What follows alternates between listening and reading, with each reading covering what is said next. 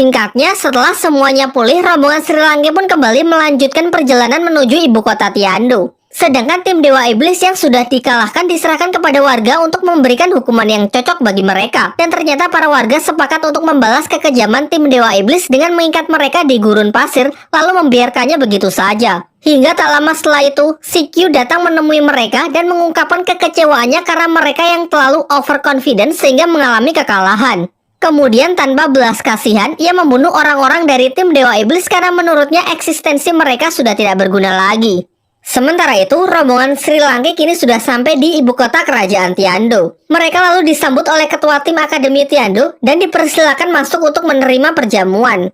Meskipun sempat terjadi ketegangan dikarenakan para member Akademi Tiandu yang terkesan memandang rendah orang-orang Sri Lanka saat melihat kelakuan para pendatang ini seperti gelandangan. Beruntung suasana tak semakin memanas berkat ketua tim Akademi Tiandu yang segera meredam mereka. Setelah acara perjamuan tersebut, Tangsan dan Daimumbai dibawa untuk menemui kepala Akademi Tiandu. Dalam pembicaraan mereka, sekali lagi Tangsan dan Daimumbai ditawari untuk bergabung dengan akademinya agar bisa mengikuti turnamen demi mengalahkan kakaknya. Namun jawaban mereka tetap sama. Jika itu artinya mereka harus berganti akademi, dengan tegas mereka menolak tawaran tersebut. Meskipun memang tak ada jalan lain karena Akademi Sri Lanka jelas tak memenuhi persyaratan untuk bisa berpartisipasi. Di tengah pembicaraan mereka, datanglah putra mahkota kerajaan Tiandu. Di sini ia digambarkan sebagai orang yang tak seberapa kuat namun sangat pandai bicara. Mengandalkan kemampuannya itu, ia menengahi diskusi yang terjadi dengan menjelaskan bahwa Tangsan dan Daimumbai tidak perlu pindah akademi secara permanen, melainkan hanya perlu meminjam nama Akademi Tiandu dan bisa kembali ke Sri Lanka setelah acara tersebut selesai. Alhasil dengan memaparkan solusi yang cukup masuk akal dan sedikit melakukan penggiringan opini, kesepakatan itu pun dapat diterima. Sementara itu member Akademi Tiandu yang masih kesal dengan para murid Sri Lanka di perjamuan sebelumnya mencari ketua tim Sri Lanka dengan mendatangi penginapan mereka untuk menantangnya bertarung. Namun karena Daimumbai tak ada di sana, Xiaowula yang diberi kesempatan untuk meladeninya. Walaupun sama-sama memiliki 3 cincin roh, ternyata Xiao bisa dengan mudah menghajar dan mengalahkannya. Sayangnya masalah ini berbuntut panjang karena anak yang dihajar Xiao diketahui adalah keturunan bangsawan. Ia sebagai bocah tukang ngadu melaporkan masalah ini ke atasannya dengan tuduhan Akademi Sri Lanka telah membulinya. Laporan ini pun ditanggapi serius oleh perwakilan bangsawan dengan menjelaskan bahwa melukai anggota bangsawan termasuk suatu penghinaan. Lantas karena hal tersebut, ia ingin membatalkan kesepakatan dan mengusir orang-orang Sri Lanka dari kerajaan Tiandu. Lagi-lagi putra mahkota datang di waktu yang tepat untuk menyampaikan opininya terkait masalah ini. Menurutnya perkelahian antar murid adalah hal yang biasa terjadi dan justru bagus untuk mengukur kemampuan mereka. Ditambah lagi fakta bahwa Daimumbai juga merupakan anggota bangsawan membuat derajat mereka setara sehingga tak ada yang perlu dipermasalahkan. Di tengah pembicaraan mereka, tiba-tiba seorang kakek muncul dan langsung menyerang orang-orang Sri Lanka.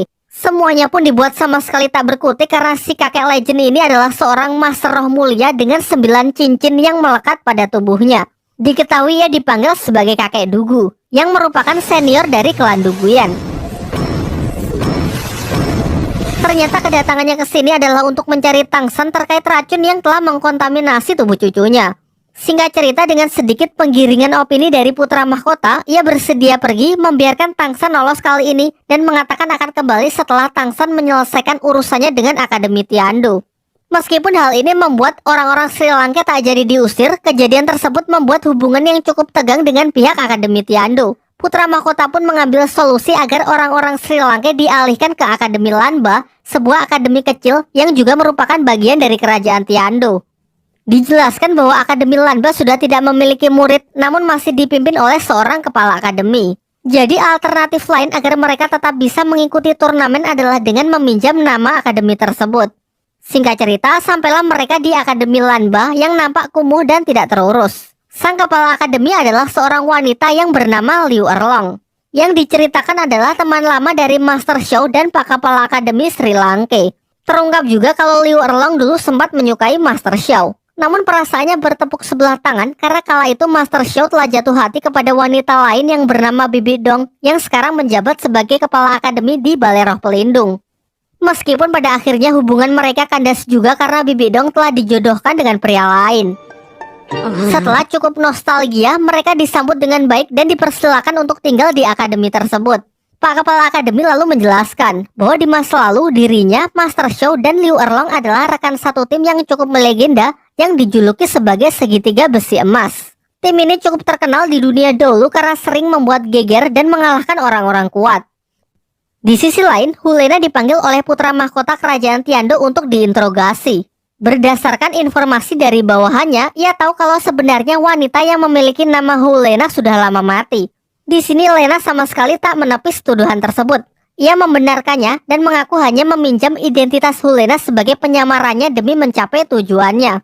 Nama aslinya adalah Shen Reshu, yang merupakan putri dari Bibi Dong, kepala Akademi Balai Roh Pelindung. Bahkan roh pelindung hipnotisnya pun hanyalah hasil giveaway, sementara kekuatan yang asli adalah roh pelindung malaikat 7 sayap.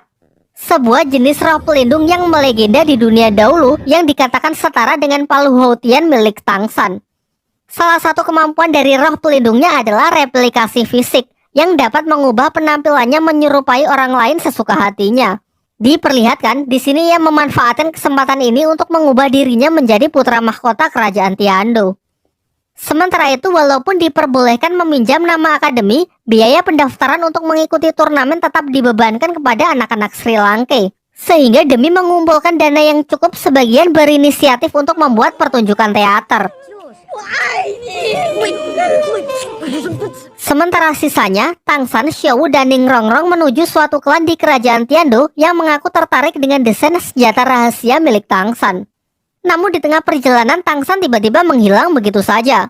Lantas mereka pun panik dan segera menceritakan masalah ini kepada Master Xiao dan Pak Kepala Akademi. Di sini mereka menduga kuat kalau Tang San diculik oleh kakek Dugu yang kemarin sempat menyerang mereka di istana kerajaan. Sepakat dengan asumsi tersebut, tanpa pikir panjang Xiao langsung menuju Akademi Tiando terlebih dahulu bermaksud untuk mencari Tang San. Xiao yang benar-benar polos menerobos akademi dengan barbar menghajar para penjaga serta murid-murid di sana tanpa memikirkan konsekuensinya. Barulah ketika sudah masuk lebih jauh, akhirnya ia dapat dihentikan oleh para pentolan Akademi Tiando. Terutama sang ketua tim yang memiliki kemampuan memanipulasi arus listrik membuat Xiao sama sekali tak berkutik di hadapannya.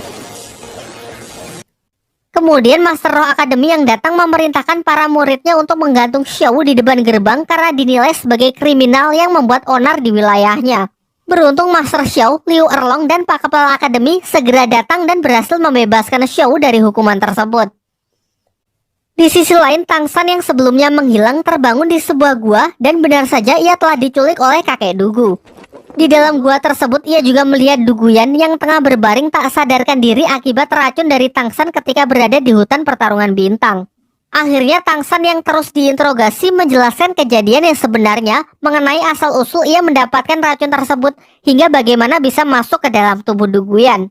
Terungkap juga alasan mengapa Tang San tidak ikut teracuni, yaitu karena ia telah menyerap cincin roh dari berbagai macam siluman beracun, yakni siluman ular dan siluman laba-laba yang membuat dirinya kini memiliki kekebalan dari jenis racun apapun. Singkat cerita, mereka berdua pun sepakat untuk pergi menemui Sikyu, yaitu orang yang memberikan racun tersebut di Akademi Changhui demi meminta penawarnya. Akan tetapi sebelum sampai, kakek Dugu merasakan sinyal bahaya jika ia terus berjalan menuju akademi tersebut. Sehingga Tang San lah yang berangkat sendiri ke akademi untuk mencari Sikyu.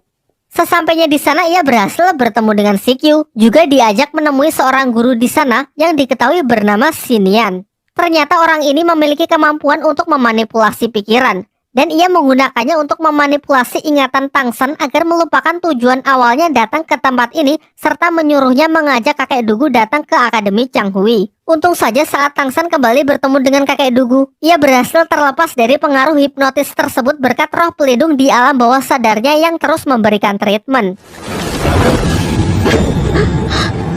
Dan setelah menceritakan apa yang baru saja ia alami, mereka pun memutuskan untuk kembali ke gua untuk memikirkan alternatif solusi lain untuk menyembuhkan Duguyan. Setibanya di sana, mereka mencoba suatu metode untuk menetralkan racun di dalam tubuh Duguyan dengan cara menyalurkan kekebalan Tang San ke tubuh Duguyan melalui transfusi darah. Namun sebelum proses dimulai, Tang San meminta izin untuk mengabarkan hal ini kepada teman-temannya di akademi supaya mereka tidak mencemaskannya. Singkatnya, berangkatlah mereka berdua menuju kerajaan Tiando. Tetapi ia cukup terkejut melihat tempatnya yang dijaga ketat oleh para pasukan keamanan. Dan ternyata di dalam sana tengah digelar pertarungan antara Dai Mumbai melawan ketua kelas Akademi Tiando.